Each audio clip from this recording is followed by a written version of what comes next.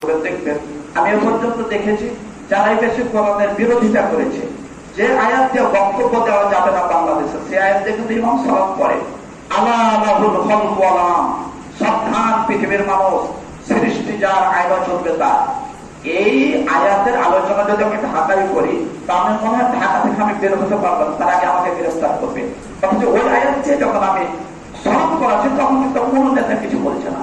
তার মানে নিজে যখন পড়বে তখন অনেক বিষয় হালকা হবে। তো আমি আপনাদেরকে একটা বিষয় দেখতে বলবো, আজানের বিষয়। আমি এখানে বসলাম, আরেকজন আজান দিল, সম্ভবত তার আগেই একটা আজান হয়েছে। এই বিষয়টা যারা এলাকার আলেম ওলামা আছে, কোন রেশ করে নয়, স্বার্থভাবে নয়, হিংসাত্মক চিন্তা ভাবনা নয়, এত সুন্দর করে দেখবেন হাদিসগুলি।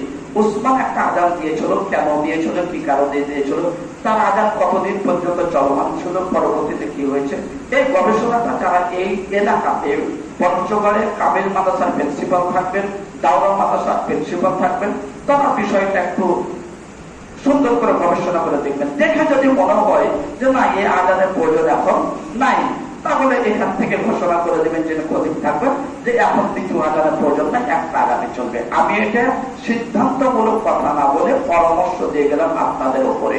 আল্লাহ যেন আপনাদেরকে বোঝার তৌফিক দান করেন, সকলে বলে আল্লাহ পাবেন। আপনাদের ছেলে মেয়ে যে যেখানে পড়াশোনা করছে আল্লাহ যেন সুন্দর সুশিক্ষা নেওয়ার সুযোগ করে দেন, এবং যারা শিক্ষক হিসাবে আছেন আল্লাহ যেন সুন্দর সুশিক্ষা এখানে অবস্থায় দান করার তৌফিক দান করেন। আকাশী জমিনে সকল প্রকার বালা মুসিবত থেকে আল্লাহ আমাদেরকে হেফাজত করুন। বাংলাদেশের পরিস্থিতি যেন ঠিক থেকে আল্লাহ যেন সকল ধর্মের মানুষকে বাংলাদেশে সুন্দরভাবে বসবাস করার তৌফিক দান করেন। এই মসজিদের জন্য খাস করে দোয়া করি, এই মসজিদকে যেন একটা দিন প্রচারের একটা মাধ্যম এবং বড় বড় ইসলামী স্কলাররা যেন এখানে এসে সুন্দরভাবে আলোচনা করে মানুষকে হক দিনের পথে দাওয়াত দিতে পারে, সে মার্কাজ হিসাবে যেন কবুল করেন বলে আমিন। এখান থেকে আজকের খুতবা শেষ করছি। পরিশেষে দোয়া করি মানুষ মাত্র ভুল ত্রুটি থাকতে পারে, আল্লাহ যেন মৃত্যুর পরে আমাদের ভুলগুলো ক্ষমা করে যেভাবে একসাথে আছি একসাথে জান্নাতে থাকার তৌফিক দান করেন বলে আমিন। এখান থেকে আজকের খুতবা শেষ করলাম। ওয়া সাল্লাল্লাহু আলাইহি